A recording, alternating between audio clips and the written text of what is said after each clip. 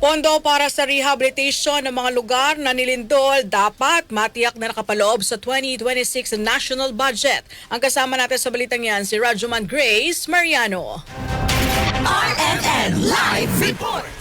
Isinulong ni Bagong Henerasyon Party List Representative Robert Nasal na maipaloob sa 2026 national budget ang pondo para sa rehabilitasyon ng mga lugar na tinamaan ng malakas na lindol sa Cebu. Ayon kay Nasal, katulad sa mga naunang kongreso ay kailangang tiyakin ng Kamara na mayroong alokasyon para maibangon ang mga napinsalang komunidad kasama ang mga gumuhong, simbahan at iba pang istruktura.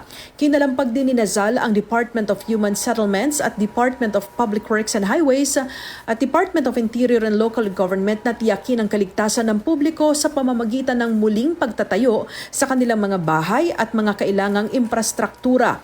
Ayon kay Nasal, sa mga susunod na linggo o buwan ay hihingan nila ng governance and business continuity measures ang mga kaukulang ahensya ng pamahalaan para sa pagbangon ng mga naapektuhang barangay at mga bayan. Buo din ang suporta ni Nasal sa anumang hakbang ng Kamara para matulungan ang mga biktima ng trahedya.